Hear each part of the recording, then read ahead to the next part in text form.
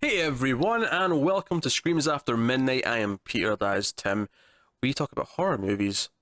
Usually. Well, we're still talking about horror movies, but normally we will talk about one horror film, we'll watch it, and we'll discuss it. But this is different because this is going to be part 3 of our top 100 horror films of all time. Parts 1 and 2, of course, are already up. You can definitely check out those. But this is going to be numbers 50 through 26. So it's the next 25. And the way this works is that we alternate. Tim gives his pick, I give mine. We have a sentence or two just to say why it's in there. Nothing super long, otherwise this would be like 5 hours long. I mean, the last one hit almost 90 minutes, so I mean that was getting pretty lengthy as it was. We'll see how this one goes, but so that's what we're gonna do.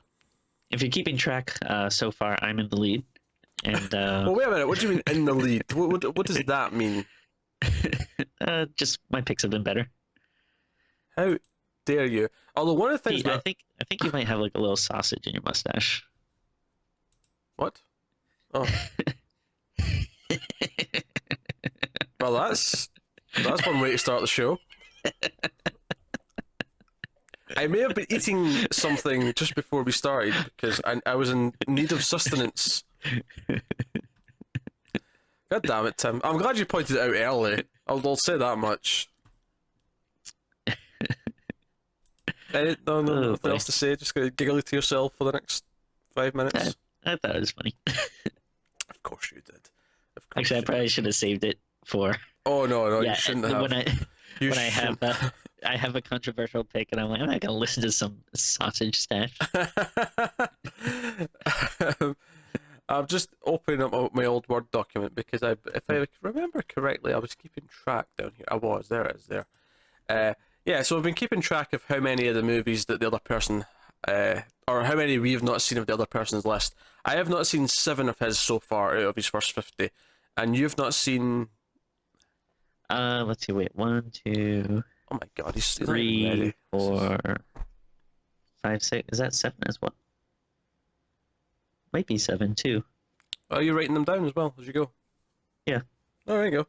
Fair enough. Okay, so we're tied then. Yeah, but I still have better movies on my list. I could have sworn you were only on 6, but maybe I could be misremembering. I might be. I'm not sure what some of the stuff I wrote down is. Okay. Oh, I know. I remember now. I was looking at FD. I was like, what is that? As Final Destination. Okay. All right, cool. So we'll get cracking then. So on to the next batch. So Tim, what was your number 50? Number 50 is a little French film I like to call Inside. So we haven't done this on the show yet, but maybe we'll do it at some point. I like it quite a bit. Sure we will. It's basically quick synopsis is you have this pregnant woman who is alone in her house and being stalked by someone that is trying to get inside. It's very, very brutal, very effective, creepy, and I don't really want to get too much into plot stuff because I think there are some nice stuff that you might not see coming at first, but I would very, very highly recommend it. Very for some reason I find I don't think I've seen a ton of French horror films, but the ones I see always end up being really brutal, and I think this is no exception. That was a nice job at stalling your entry until I got back to the desk. That was good going, Tim. My number 50. I've not seen Inside. Actually, that's a good point. I need to note that down. That's 8. God damn it. God damn it. Tim. All right. So my number 50 is Frankenstein, the original 1931 Universal classic. I don't have a whole lot to say about this that really hasn't already been said in some form or another. But there's a story of Frankenstein, of course, is that he makes Dr. Frankenstein makes his monster, and the monster, because he's not taught anything, is kind of monstrous, and he ends up, there's a really dark scene with the little girl, and there's all these kind of things, but there's a humanity to him. You kind of feel sorry for him as the lynch mob is coming for him at the end. I like it a lot. But a lot of people prefer Bride of Frankenstein, and I like Bride of Frankenstein, but there's something about I feel like Bride of Frankenstein is more of a comedy, whereas Frankenstein, for me, the loneliness of his creation sticks out to me a little bit more. Yeah, Yeah, Bride, and Karloff is great as the monster. yeah, I love Frankenstein as well. I enjoy Bride too, but yeah, I think I like the first one a little better. Bride is really, really weird. Um, but yeah, I think the first one is more of a straight up horror movie. And is that the first Universal monster movie you had on yours? On my list, yes. Yeah, because I had Invisible Man a little earlier. Yes, you did. Uh, all right, cool. It's nice to see the classics getting some love here. Well, we're getting high up in the numbers now. We should be seeing some. Sure. I think I had a few in the last, the last like 10 or so from the last video. I think there was some big ones starting to pepper in. Yeah. So, but no, 49. Oh, all right. So my 49 is Day of the Dead. So this would be the last of Romero's kind of original zombie trilogy, and I think we did a review recently, maybe a few months ago, and I like this movie a lot. In general, I love Romero's zombie movies. I feel like this one maybe gets looked past a little bit, but I think it's really cool. Some like you expect with Romero, some really good gore and interesting zombie ideas, and maybe not as good as the other two.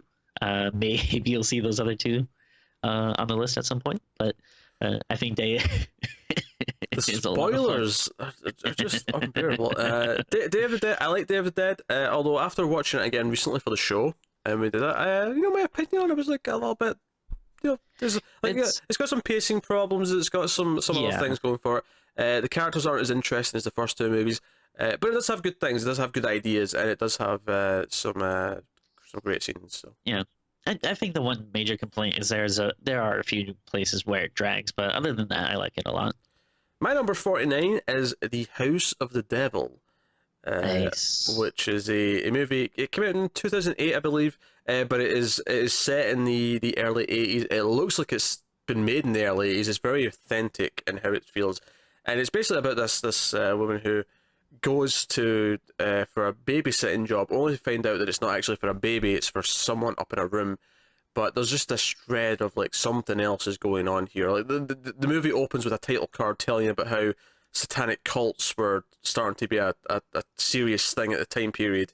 So you're kind of waiting for the ball to drop, and so much of it is just this slow build. Like this is something that an idiot would call a boring movie, but it's not a boring movie. It is tense as hell as it builds. It's all about the build, and there's a couple of great kills.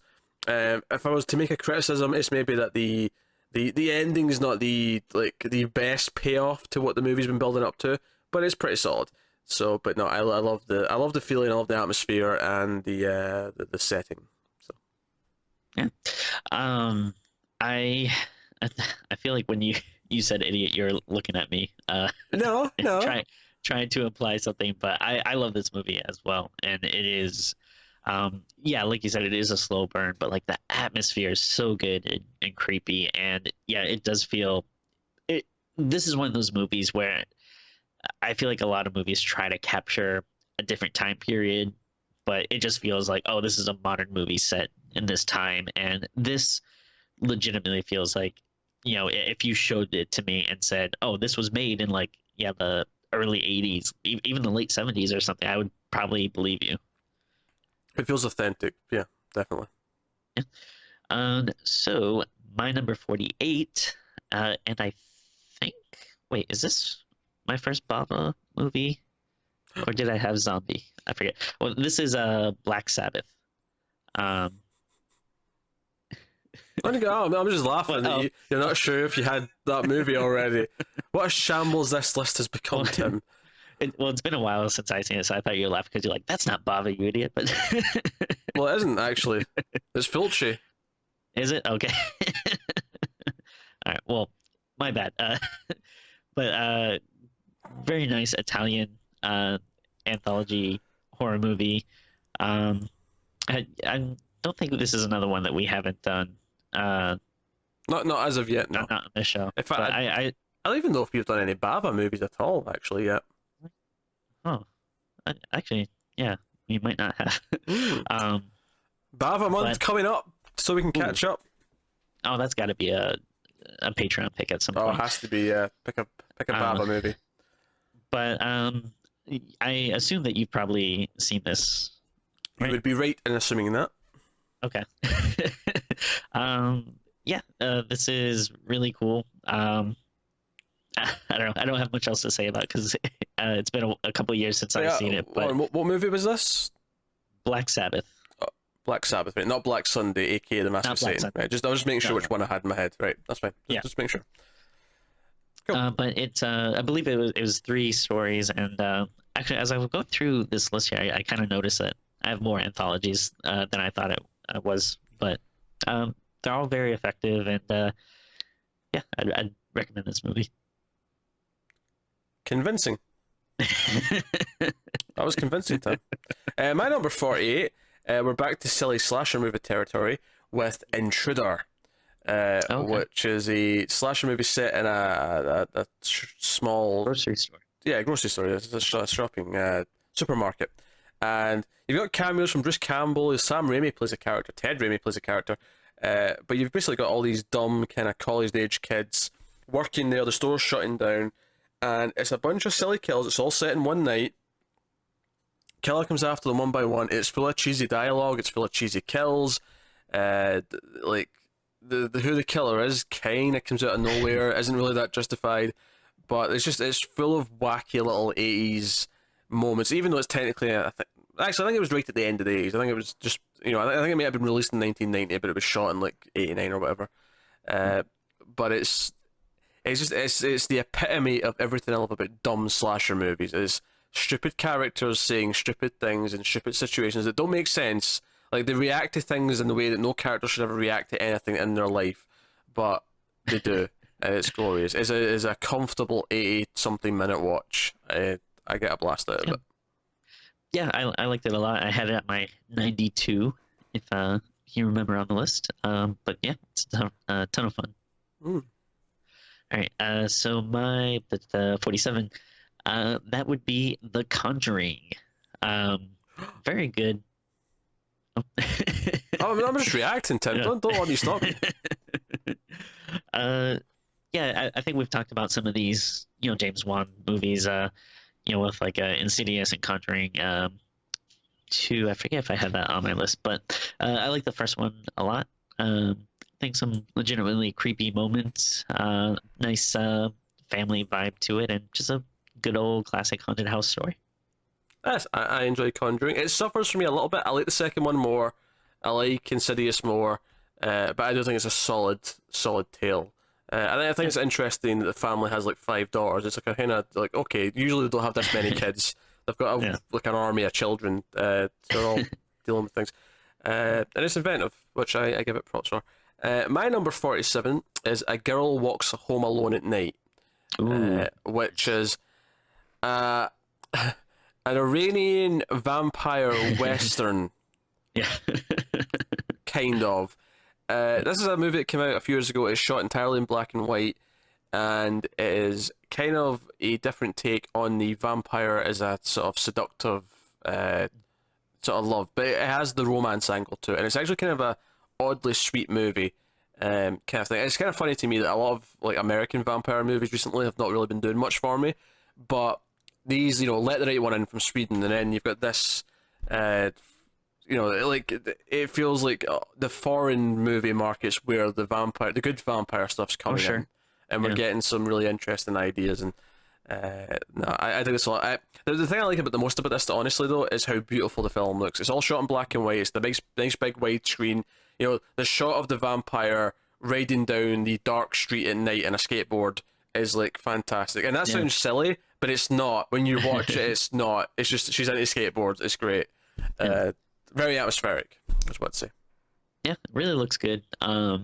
It's a little slow for me, but not like to the point where like it's not really boring. Like there's just a few instances where I was maybe a little bored by it, but otherwise I actually do think it's a pretty good movie. Oh, sorry. Yeah, you can like your pretentious black and white vampire movie. What's your 46th then? 46, that would be The Devil's Backbone. Another GDT movie. I had Kronos up a little bit on the Hold on a list. second. Don't just assume that people are going to understand what GDT means. The real fans know. Movie, GDT is Guillermo del Toro for anyone who's aka confused. the best living director we have at the moment. Devil's Backbone is a really really cool, creepy ghost movie. Yeah. Tim, I'm going to make a confession that's going to upset you here. Uh oh. I once started this movie, but did not finish it. Oh my god. You bastard. Got about 30, 40 minutes into it. I left to do something else, and then I just never felt like putting it back on. That's fair. I mean, everyone can be wrong. That's about stuff. But Now, my number 46. Actually, that's a good point. Do I count that in my I've not seen them counter? I guess I do, because I didn't finish it. give it a 0.5. It's a 0.5. Yeah. All right, we're at 8.5. That's fascinating. All right, my number 46 is completely different from my last pick. Gremlins, Oh, okay. because Christmas and Little Monsters and horror comedy and evil stories about Santa's dying in chimneys, along with all sorts of other shenanigans and whatnot.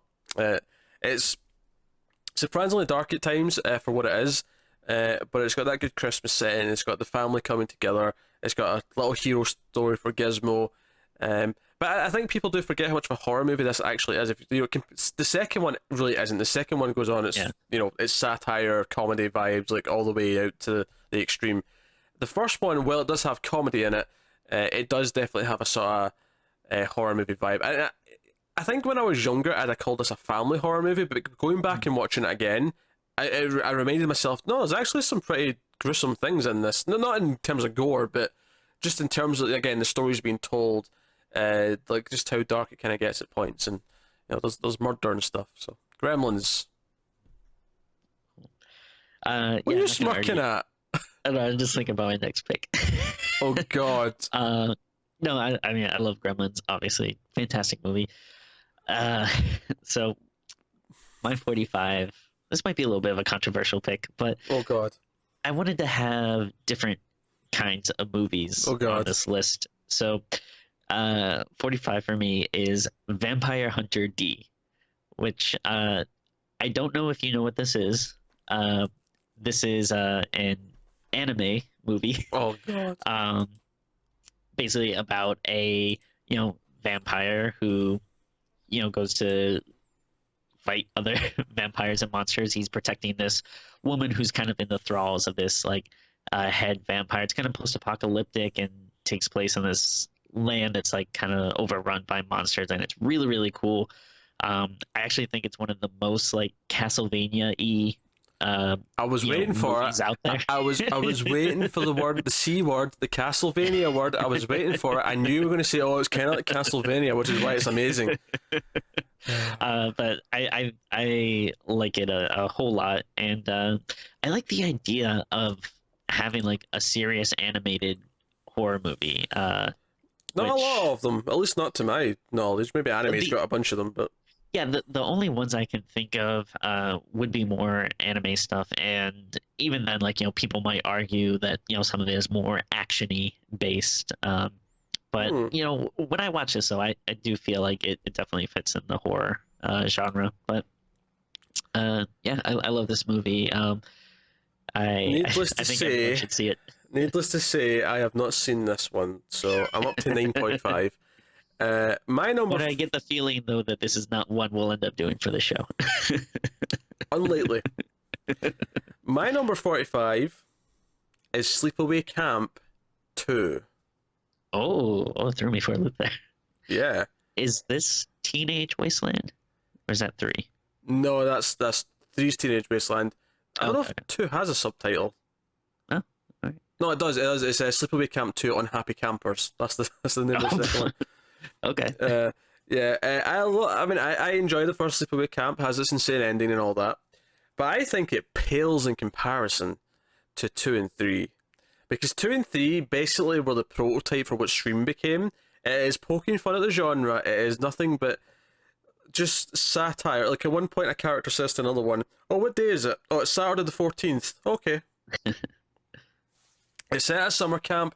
You've got a killer who is basically kind of like a timid housewife who happens to kill people, and she's hilarious. I love it. I didn't even I think we kind of just roughly said at some point off camera that we did the 3 Slumber Party Massacres this year. We'll probably do the 3 Sleepaway Camps next October, but Nice. I look forward to revisiting these because I had a blast. And the poster as well, by the way, for the second movie, is you've got the killer.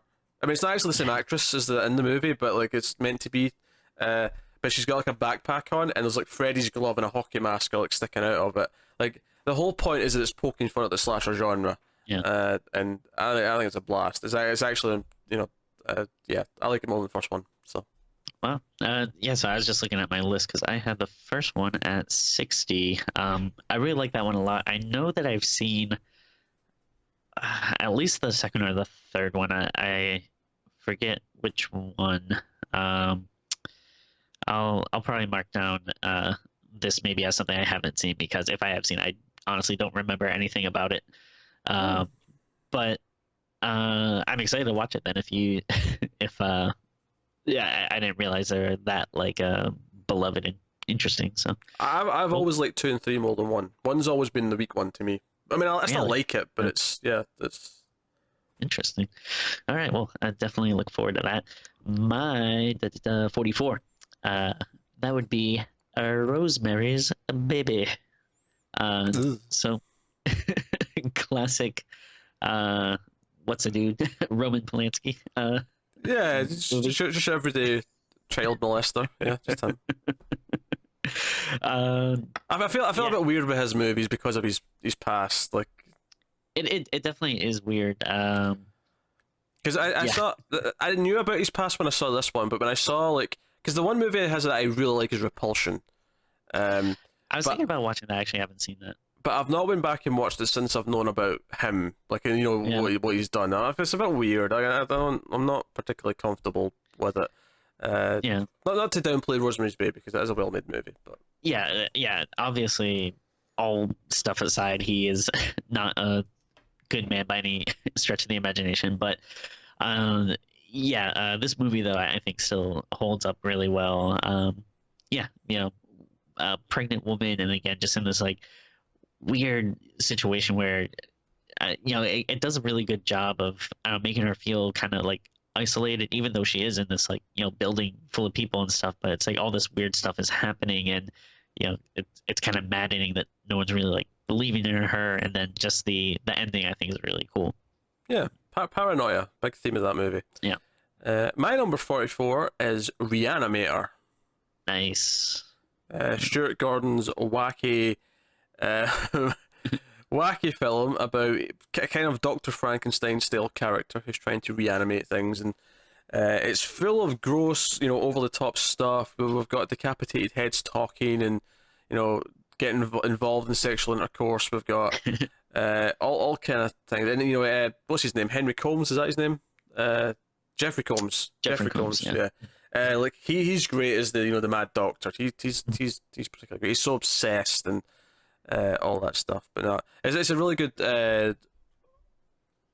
It verges into comedy a lot of the time, but it's a very good outrageous movie. Like you go back and you watch that, and it's like, oh yeah, it's like it's not maybe as scary, but it's doing really wacky things with really fun effects and all that kind of thing. So yeah, like all the special effects are really good. I like the humor in it. It is very like kind of like dry deadpan humor. And yeah, I'm a big fan of that movie.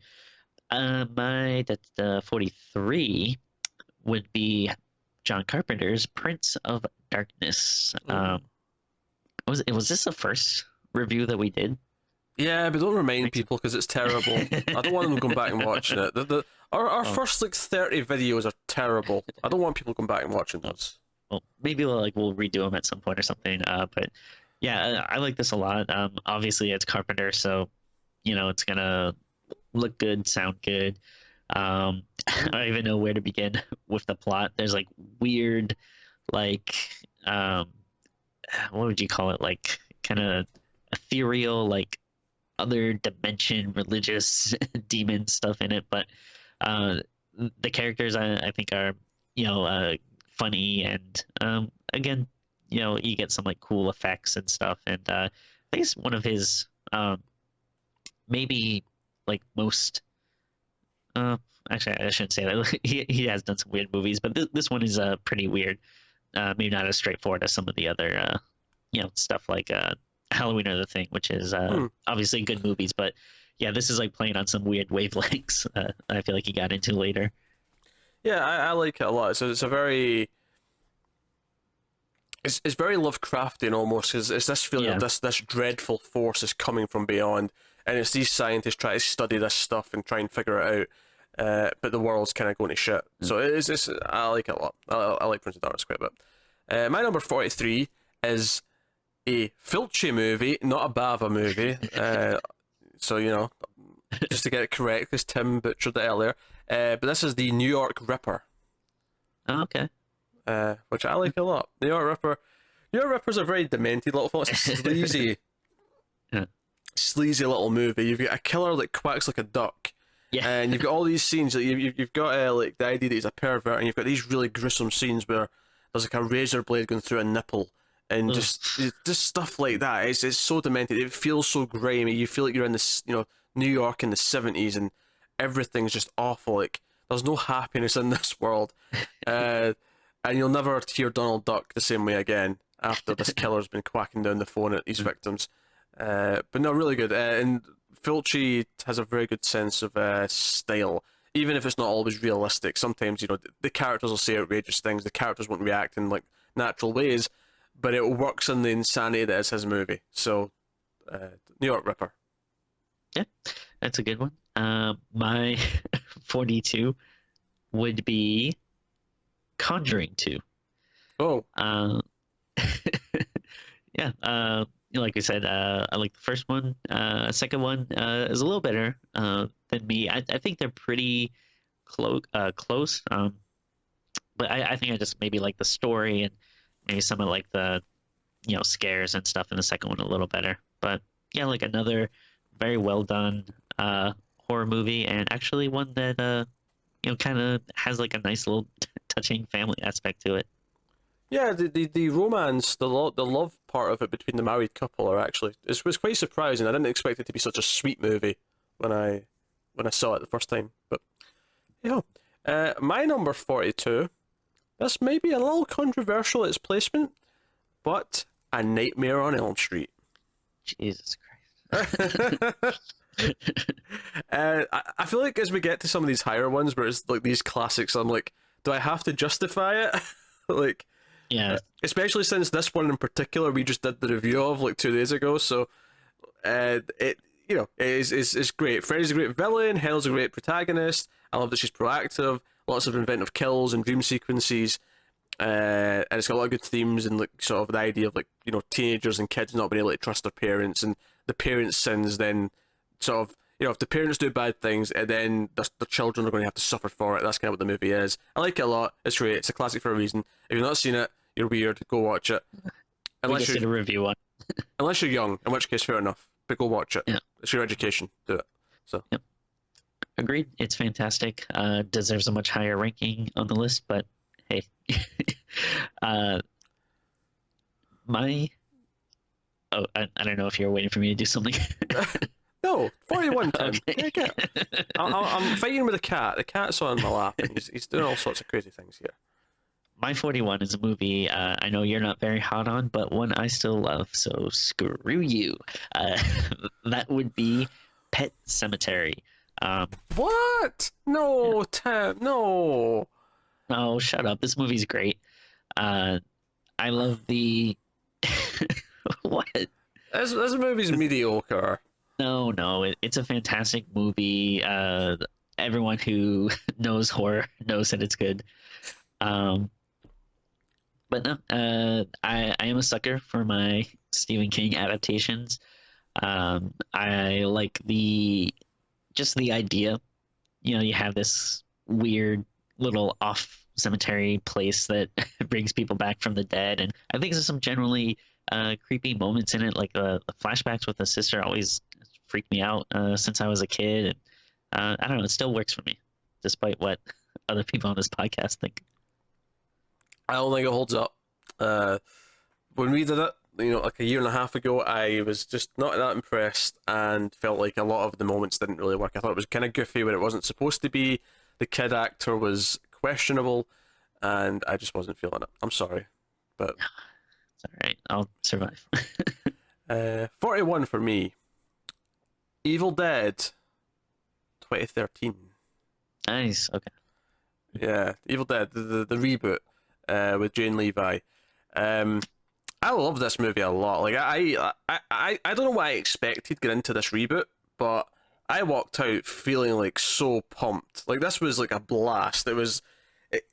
What I love about it is that it didn't just remake the first one. It didn't try to do Ash. It didn't try to do any of these things. It just took the idea of Evil Dead with its own characters and it focused on something different than maybe like yeah, it's outrageous, but it's outrageous in a more kind of like it's not as goofy. It doesn't take itself too seriously either. It's more like no, we're going to turn up the gore and we're going to turn up the violence to like 20, and we're going to just sort of like bask in how ridiculous it is, but without it turning into like cheesy one-liners. Which I'm not saying is a bad thing. Like I love Ash, I love those, but this was no. We're going to do our own version of this. We're going to do our own thing, and the final like 20 minutes of this with the and no spoilers necessarily, but just the rain of blood, chainsaws. The way it swerves the original idea, so like who ends up being kind of there at the end as the hero is very different to what you maybe expect, and so on.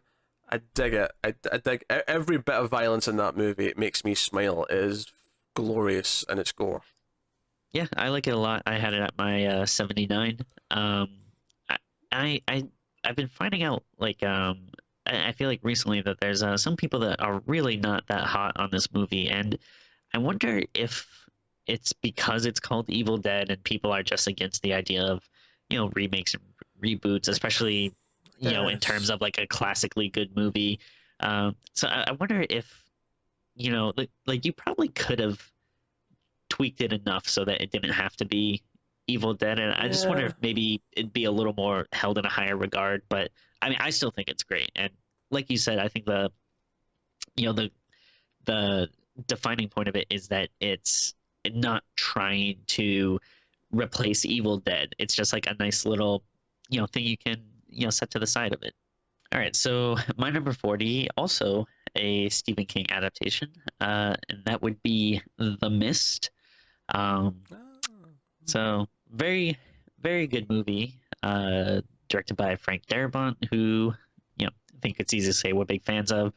In case you don't know the premise, this mist rolls in over this town, and monsters basically start coming out and attacking people. So you got this group of survivors that are kind of holed up in this, grocery store, and like a lot of these, really good, effective monster movies, there's a level of, danger, but mixed with the, kind of paranoia and like disillusion of society, as social commentary, a social commentary.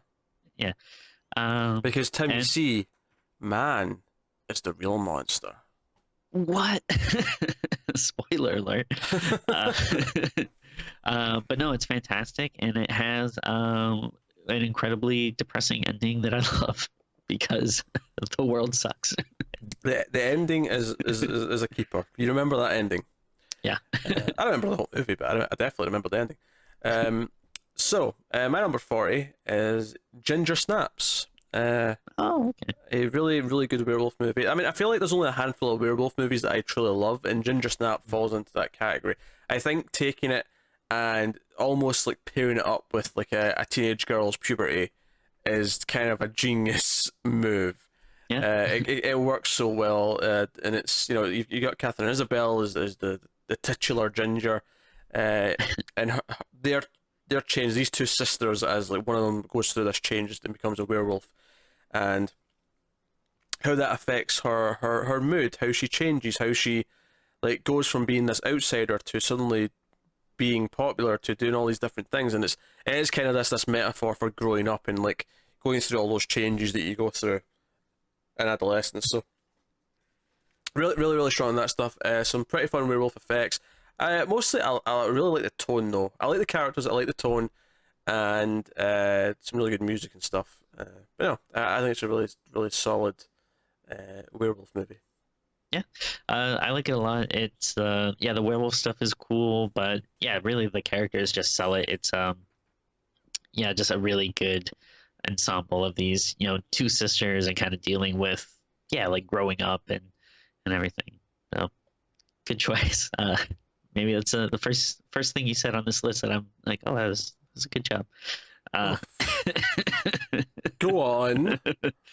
uh, so 39, bringing it back to the classics. This one is The Creature from the Black Lagoon. Um, Ah. I like I don't, I don't know a fancier way of saying this, but I like the water uh, and stuff that takes place in it. Um, so I love the design of the creature. Um, just those shots of it like swimming, in the lagoon, and yeah, it's an effective, cool monster movie. So you're saying you like aquatic horror films? Yeah, there's not enough of them. That's Should not a be more. genre really, but I just made it up. But it sounds quite cool, so why not? Yeah, I like Creature from the Black Lagoon. It's not one I've seen a bunch actually. yeah. I do need to revisit it, but no, I think it's one of the. I could be wrong here, but I don't think there's like that many, if any, sequels to it. Like, like with Dracula and Frankenstein, there's like a bunch of them. You start getting like the daughter of Dracula or the bride of Frankenstein, all this stuff. And I don't know if the creature really had that much to it. I don't know. I wonder if it's maybe it gets a little shafted like that sometimes when people think about it. hmm. Um, I was doing a quick search here. Just bear with me. Sure. Bear with me. And I don't know, maybe because it's not like as oversaturated as some of the other horror There monsters. there was two sequels. Oh, okay. There was Revenge of the Creature, and there was Ooh. The Creature Walks Among Us. Oh, interesting. Well, So, I should I gotta search those out because I really like the hmm. first one. This is one of the rare ones where I actually think like, yeah, why not try to do uh a new like I don't want to say necessarily remake or reboot or whatever, but try to make another creature movie now just because yeah, we haven't had 50 of these movies like we have had, you know, constant Dracula movies and Frankenstein and werewolf movies and stuff. Like I don't know, I think it'd be cool to see another one of these. My number 39 is Friday the 13th, the final chapter. Okay, that is the That's number four. Just for the four. record, it's not the last movie. It's number All right, four. yeah. Because they called it the final chapter, and then a year later made number five anyway. So, and final chapter is actually, at least as best my memory can serve, is my favorite of the franchise. Okay. It's kind of the pinnacle of what I consider, because he gets the mask in part three, but part four is where he gets bulkier. He feels more like, he's got tattered clothes. He feels more like Jason. The kills are a bit more brutal. They're a bit more violent. You've got the start of the Tommy Jarvis storyline where, kid Corey Feldman's like, going to take him on. And So- you even get Crispin Glover doing his dance at one point. So this is the one with Corey Feldman, and he's like he's obsessed with like masks and Mm-hmm. like practical jokes and stuff, right? He makes demon heads in his bedroom. Okay. Yeah, this one is really Yeah. good. I like this one. Yeah, so there you go. That's my 30. So my 38 would be Near Dark. Ah. Okay, did you talk about this one on your list before? No, I don't believe so. Okay. So yeah, it's not Iranian, but it is. You could probably say it is a vampire western. And yeah, 80s. Catherine Bigelow.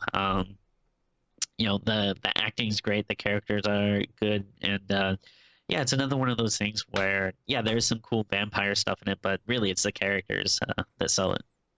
I'd also argue the music, the hypnotic sort of tone and Oh, sure. music adds a Yeah. lot to the film. But yeah, my number 38 is, and Tim might groan at this one, Yeah. The Blair Witch Project. Ugh, jeez. I was literally just talking to someone the other day about why I hate this movie.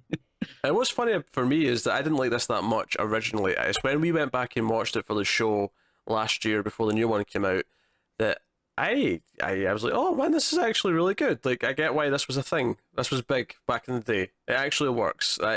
As a piece of low budget filmmaking, I think it's incredibly inventive. I think if you forget other found footage movies exist, you just watch this on its own as what it is.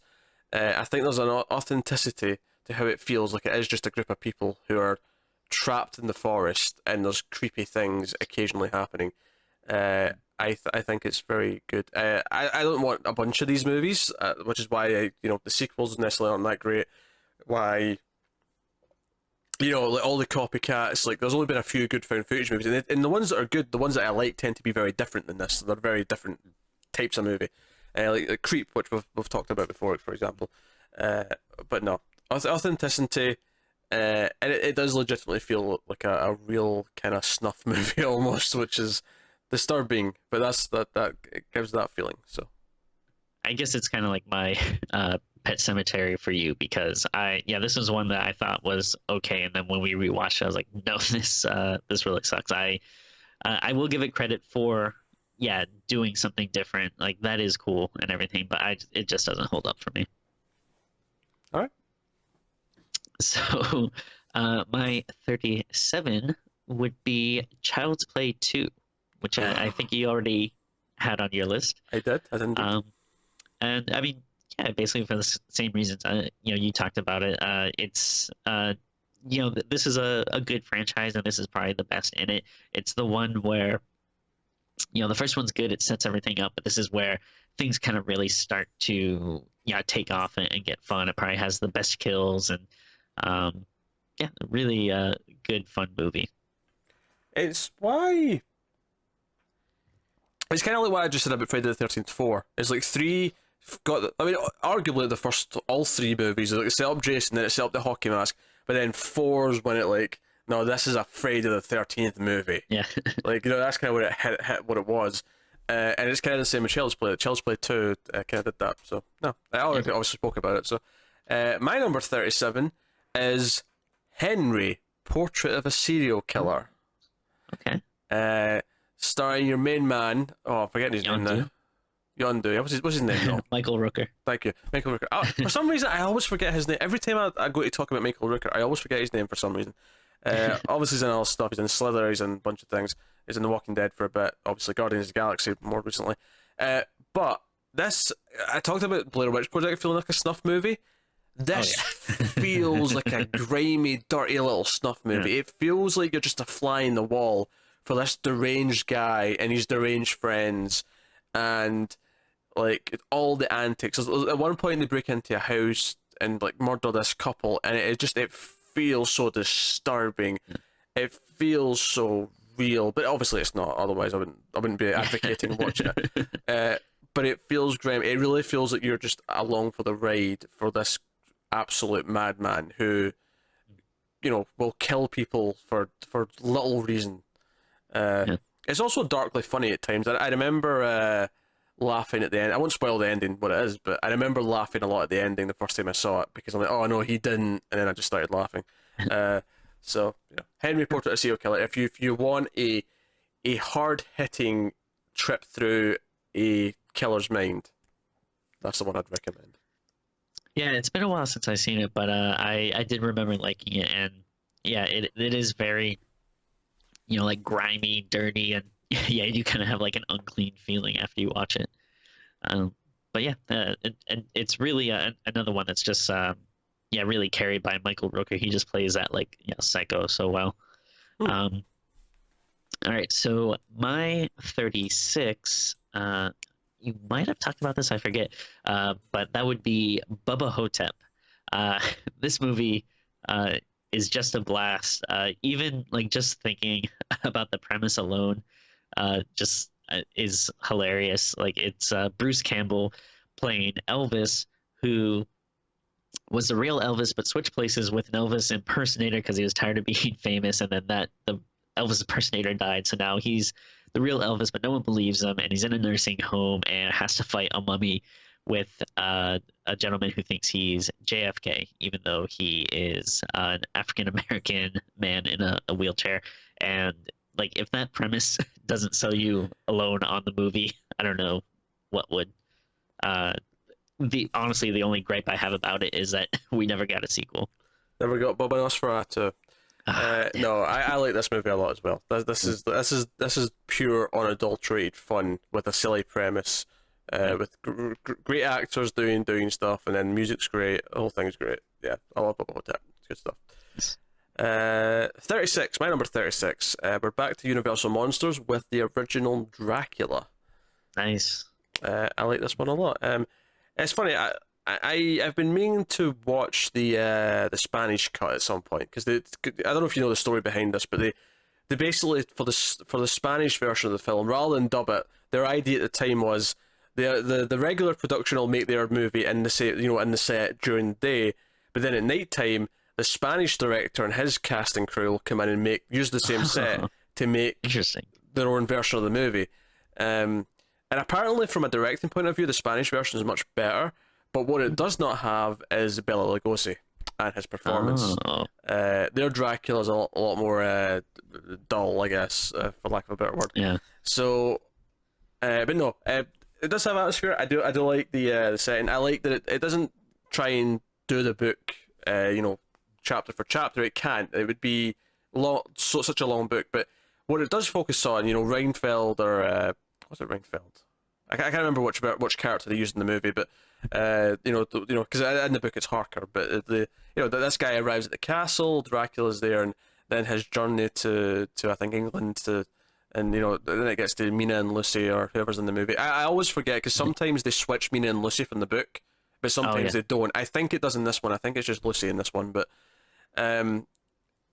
regardless though, it's Bela Lugosi's performance. He basically set the standard for what Dracula was.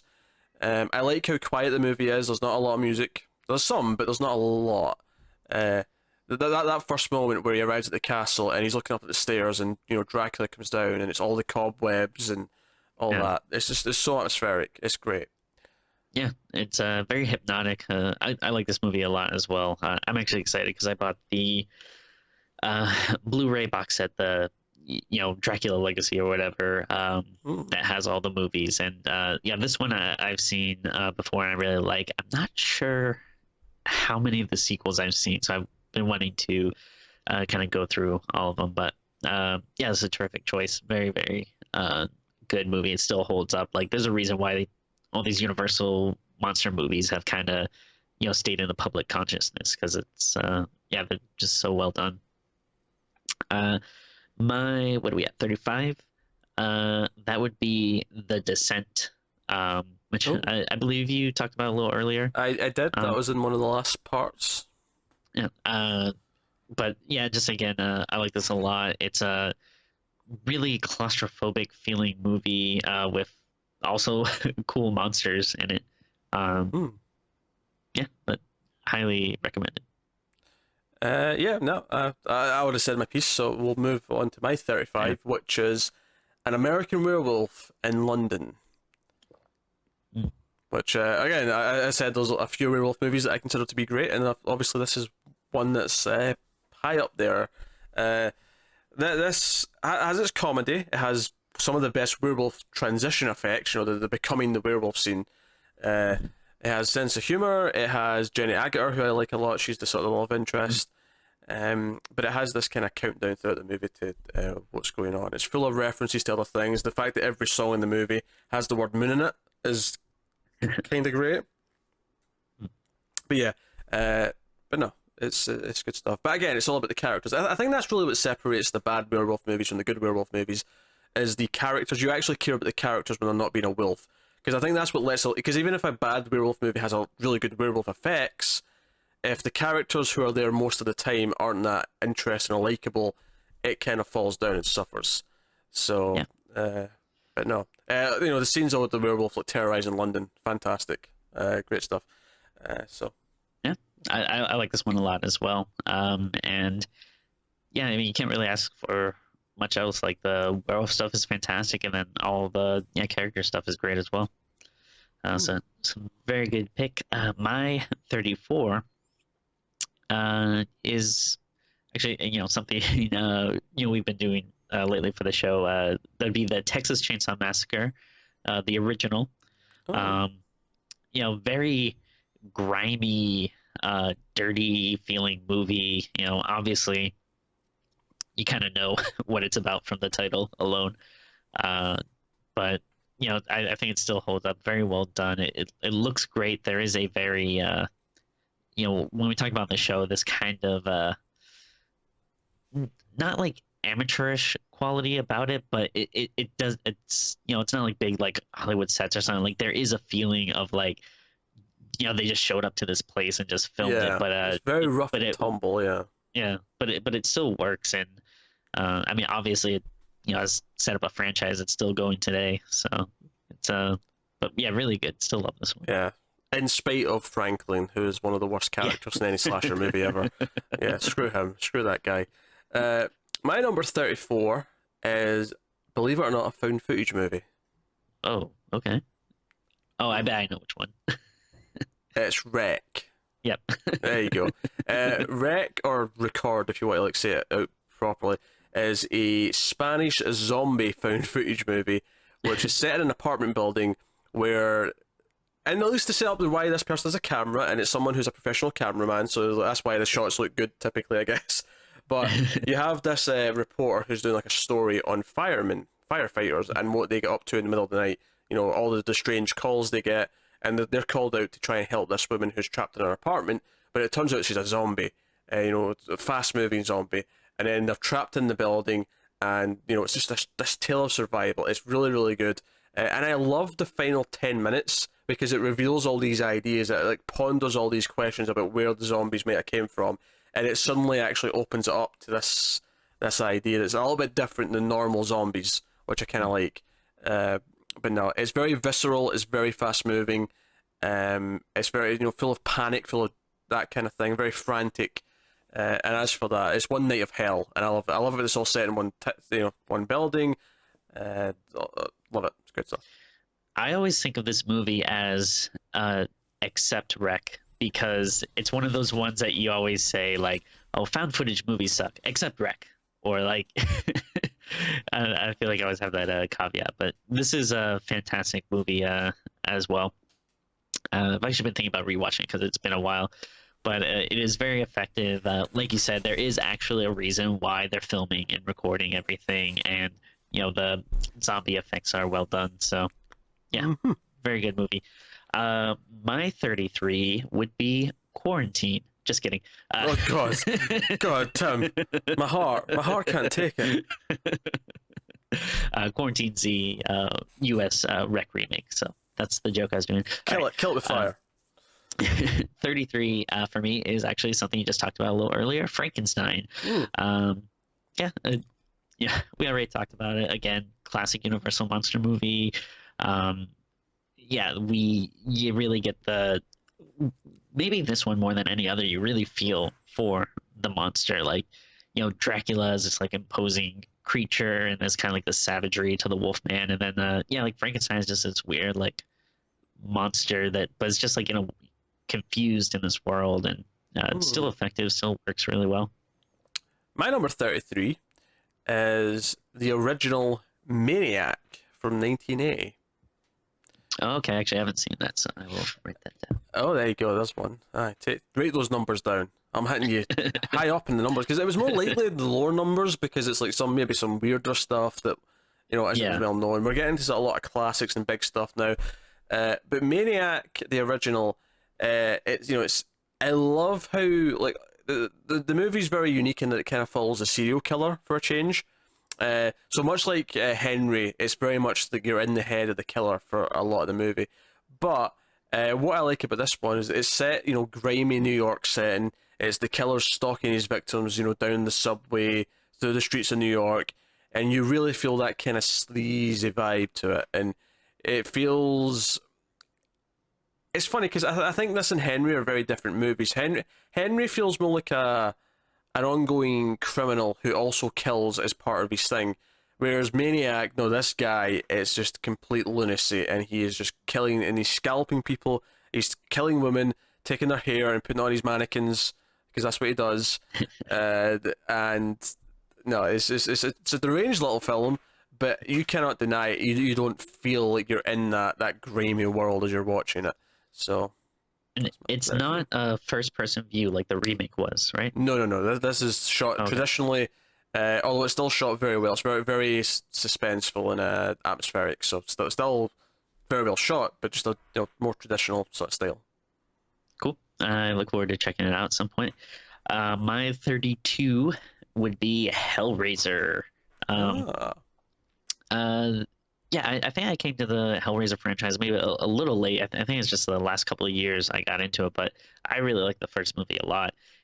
It's weird. I don't think it's what people really think of, like, because they think of the series, they think of Pinhead and stuff, and he really doesn't have like that big a part. But it's a very strange movie about this, box that unleashes these demons that give you pleasure and pain, like basically pleasure as the most intense pain, and then a man who escapes hell and is living in this house and needs blood to. It's a really crazy storyline when you actually like think about it, which I don't think many people do. You just think like, oh yeah, the Pinhead movie, but it is actually really bizarre, and it's one of the reasons why I love it. I like Hellraiser a lot too. It's a very unique tone, very unique plot. Yeah. And you've got this like main character stuck in the middle of it all. So no, I enjoy it a lot too. My number 32, and Tim's going to roll his eyes a little bit here. Oh. Halloween 4: The Return of Michael Myers. Okay. All right. I dig Halloween 4 a lot. Now it's not a perfect movie. There's definitely reasons to tear it apart and say, oh, it's not a great horror movie or a slasher movie. And it's not, but it is a ton of fun. It has some really interesting ideas on how to actually take the Halloween franchise forward, and I really appreciate that in this film. I love the fact that the town is ready for him this time. Like after that first night, back in '78, they are ready for him coming back. The town knows who he is. It's such a different vibe, and then the ending I love and what it sets up. And then 5 pissed it all away, god damn it. Although I have said repeatedly though that 4 could very much be the end of the franchise if you wanted to look at 1, 2, and 4 as a trilogy. It would very much work. But no, I dig 4 a lot. It's my favourite of the sequels. Yeah, I remember us disagreeing last year when we did it, but I don't know. I actually wouldn't mind revisiting it to see maybe if I've softened on it a bit, but we'll see. It's no Halloween 3, that's for sure. But what is? My 31 would be Poltergeist. This is another one like you could, I don't know, maybe almost kind of say like it's kind of a family friendly to an extent. Or maybe just compared to the other movies, it's not as intense as Hellraiser. But yeah. to pick one specifically, yes, it's not as intense as Hellraiser. But it's a lot of fun. Yeah, haunted house movie, but at the core, it's about this family and trying to rescue their daughter that gets sucked into a TV. A lot of very memorable lines and scenes, like the ripping the face apart, and always comes to mind. And yeah, I like this movie a lot. I dig it.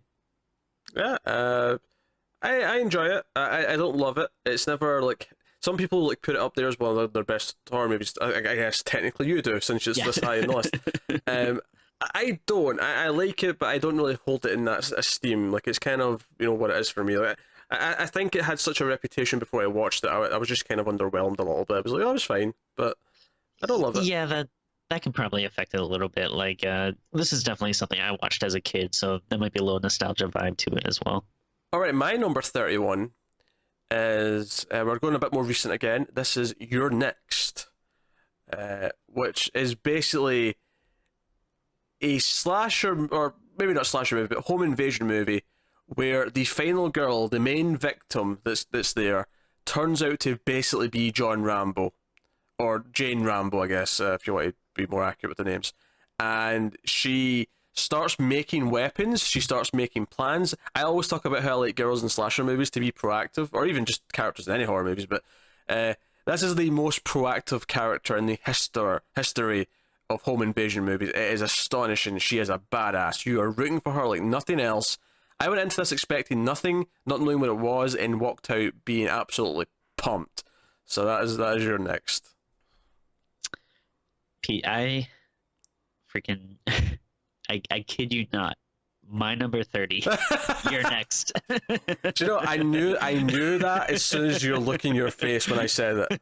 The look in your face told it all. Your poker face is terrible. Well, I was trying to think if there was a way like I could show you my list, but then I don't want to give away, what's coming up after it. Of course. But For the record, because I put all the names at the end, Tim actually takes a photo of his written down list and sends it to me, so I'll actually see that this is true. Yeah. Later, so for proof. But yeah. I was wondering if we get to a point though where we had something that lined up. It's not the exact same number, but pretty damn close. But yeah, this is a fantastic movie. I feel like it came at a time where I was getting a little over the whole home invasion thing. Okay, silent killers and creepy masks for no reason, blah blah blah. But it kind of turns it on its head, and it does it so well. And yeah, the selling point here is the main character who becomes such a badass, and you're rooting for her so hard, and it really delivers on a very like visceral, like hell yeah kind of level. She kills the shit out of the bad guys. It's like, oh yeah, like normally you get one or two villains in a movie like this, but there's like 5 of them in this. But it's only be 5 because we have sobers enough for her to kill repeatedly, so we can see her kill people left and right. It's great.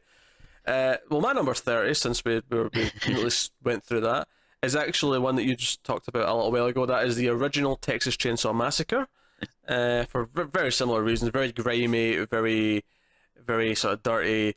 Has that kind of, it's that thing that Rob Zombie wants to achieve but never really does, not authentically. And obviously Leatherface is a great villain.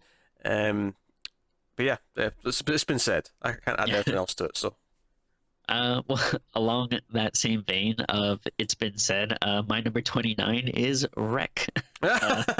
So very good, very good. Yeah, just if you want to know my opinion, just rewind like 5 minutes when we talked about it. But cool. yeah, fantastic movie. There you go. I got confused. I was looking at my Wreck pick there again. My number 29 is Zombie 2, aka Zombie, aka Zombie Flesh Eaters, depending on which territory or title you like. That classic Bava movie. That Lucio Fulci film, which it's called Zombie 2 originally in Italy because to them it was a sequel to Zombie, which was their title for Dawn of the Dead. So it's got a really weird history in that sense. It also gets very confusing when Zombie 3 didn't change its name, so it's just Zombie 3 and Zombie 4 in the US, which is really weird. But yeah, this is like, sure, it may not be the greatest zombie movie ever made. We'll be getting to those later. But a zombie fights a shark in this movie. Oh hell yeah! The characters are a lot more silly. They're not as likable. It's got that weird dubbing thing, where no matter which language you watch it in, you'll get like some of the characters will be dubbed, some won't be, and then vice versa if you switch to the between the English and Italian. Some spoke their own language on set, some didn't. It was a whole mess. But fantastic music, fantastic zombies, and sharks versus zombies, and all these different things. And that shark zombie fight is great and super dangerous as well. Like if I remember correctly, they tranked the shark so it was only half asleep. Whilst this like stunt actor dressed as a zombie was like wrestling with it, and I'm like, this could have went very bad very quickly. Luckily it did not, and it made for some really good underwater filming and stuff. So no, music as well. I can't emphasize how much Fulci's music's usually, not that he does it himself, but his music in these movies is usually quite good. So good stuff. You know how iconic this movie is. Yesterday I was with some friends and we were at a Halloween store and they had a bunch of these masks. And I looked up and they had this zombie mask, and I think that's a zombie from Zombie 2. and then like we looked at the tag, and sure enough, it was, and it's like just the fact that you can recognize the zombie in it, I think like really speaks for how like lasting and iconic it is. Yeah. Also, there's some wood splinters in the eyes for kills in this, which is very, very effective and gruesome. 28, Tim. Yeah. So my 28 is Insidious. Ooh. So I believe I know I definitely had the third one. I think I had the second one on here as well. Yeah, I think you had all of them so far, yeah. Yeah, so the Edward James Wan has a good showing on this list. All the Conjuring, all the So the Insidious. fourth movie, Last Key, which is coming out in January, better live up to your hype then. I mean, definitely. As far as franchises go, this is one that hasn't disappointed me yet. So, but yeah, the first one's great. It does something which I think we've seen a couple of times now, but I feel like this was the first one where it's a ghost story, but they flip it from like, oh, it's not the house that's haunted, it's your boy that's haunted. Yeah, I feel like there's so much of this movie that I like that I can't even say because spoilers, but the mythology and what it sets up in the second half is, some people like the first half and then hate where it goes. I'm like, no, I like the first half. The first half had some good scares, but then the second half, I'm like, yes, give me all this crazy shenanigans. I love all of it. It's great. So really, yeah, it's really good, and I think a complaint I hear from people about these movies and The Conjuring is people complain about like, oh, it's just a lot of jump scares and stuff. But again, I don't think that these are the kind of like shitty, unwarranted jump scares that like people will do in other movies. Like he does have like loud stings and people jumping out at times, but it always feels like deserved. Like nothing about it ever really feels cheap. I don't know. I just think it's really well done. 28. Yeah, my number 28. I have to think about the number there. My number 28 is Scream, which of course Wes Craven. This is the kind of the pinnacle of the slasher satire kind of genre. That kind of, now, admittedly, it's hard not to be a little bit vindictive towards it because for the next like 5 years, every slasher movie was trying to like ape off of Scream, and we got a lot of turds as a result. But the original Scream is a very enjoyable film which actually tries to be a horror movie whilst doing all of its satire. The phone call, what's your favorite scary movie, the rules, all that kind of thing. And you've got a pretty good cast, and good characters, all that kind of thing. But yeah. Yeah, I like it as well. And I think it was something that it's making a little bit of a resurgence. I feel like the last couple of years, like, because I think it did get a little sour with all the kind of copycats and stuff. And it definitely did. Yeah. But I feel like people are kind of rediscovering it again and going, oh no, this is actually like a really good, like, works on like a satirical meta kind of level, and it's pretty great. My 27 would be Night of the Living Dead, the original George Romero movie. I mean, I love this movie. It's it's so effective, and yeah, if you watch it now, sure, maybe like there's not like that much like makeup and stuff on the zombies, but it's still like so creepy, the way they kind of silently shamble, and it's it sets up so much stuff. Like we honestly would not have maybe like any zombie movies if it wasn't for this movie. Like it I mean, if you watch The Walking Dead, kiss that bye-bye. Get rid of that. Like what we know of zombies, it basically all comes from this movie, and of course it's Romero, like we said. You have that social commentary and stuff to it that really elevates it. Yeah, my number 27 is something a bit lighter, a bit more fun. It's The Burbs, which is a Joe Dante movie. Basically, Tom Hanks and his neighbours are a nice, friendly little neighbourhood, very, very, suburb, hence the name, The Burbs. But this creepy family move into the vacant house, and they're very creepy. So creepy that Tom Hanks and his neighbour decide to, like, basically become obsessed with trying to investigate and try and find out what's going on. It is an insanely fun movie with horror themes, horror ideas, but in a sort of more lighter adventure kind of way. It's a blast. I love it. Yeah, it's funny. I guess I usually don't think of it as a horror movie, but it definitely is. Yeah, like I don't know. It usually sticks out as more of a comedy, but yeah, you can make the case it's a horror comedy movie. But it is great. Yeah, super fun. Joe Dante really kills it. Yeah, it's a good movie. Yeah. Uh, So what's your last I pick for this week? This video, the number 26. This is the final of the episode. so it's also a little bit lighter. Fun movie, and one you actually already talked about, and that would be Reanimator. Yeah, we won't go too much into it, but yeah, again, really good, fun movie. It actually is pretty funny, and yeah, lots of good special effects, and yeah, cool. Cool. Well, that leads me to my number 26, which is the final of this video, is Phantasm 2. Oh, okay. Phantasm Nice. 2. I love Phantasm 2. Phantasm 2, it's a little bit more slicker, which maybe loses a little bit of its creepiness. It's not as creepy as the first one. But what I love about Phantasm 2, it's basically the aliens to Phantasm's Alien. It's more of an action movie. The quadruple barrel shotgun, for example, I think sums up the whole thing. The music as well. I talked in the Phantasm review about how much I love the main theme. Phantasm 2 takes that creepy piano theme and turns it into an orchestral, epic, like action movie score. And it's not a horror movie. It's about the tall man. He's about the balls. In fact, the tagline on the poster, I believe, is "The balls are back." So or the ball is back. Maybe it's singular, but no, it's a blast.